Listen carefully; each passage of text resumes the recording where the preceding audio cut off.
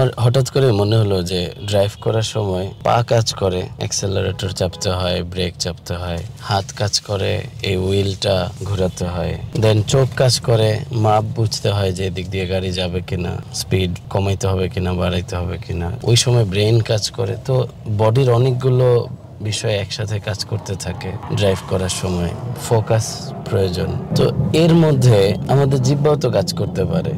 ধরুন রমজান মাস এখন একটা সুন্দর সময় নিজের স্পিরিচুয়াল লাইফকে আরো গোছানোর জন্য। এই সময়টাতে যদি ড্রাইভ করতে করতে তিলাওয়াত চলতে থাকে, নিজেই তিলাওয়াত করতে থাকি বা জিকির করতে থাকি, তার মানে জিহ্বা অন্যান্য অর্গানের সাথে সাথে অ্যাক্টিভ হলো। মানুষের অন্তর প্রশান্ত হয়, প্রশান্তি পায় হচ্ছে আল্লাহর স্মরণে। তো এই সময়টাতে আমরা মনে মনে আল্লাহর স্মরণ, আল্লাহর যে কুদরত এবং নিয়ামত আমাদের জীবনে, সেটার প্রতি গ্রেটফুলনেস এবং আমাদের কন্ট্রিবিউশনের চিন্তা, এগুলো যদি চলতে থাকে, স্পিরিচুয়াল ওয়েলবিং এর জন্য এটা অনেক সাউন্ড একটা প্র্যাকটিস।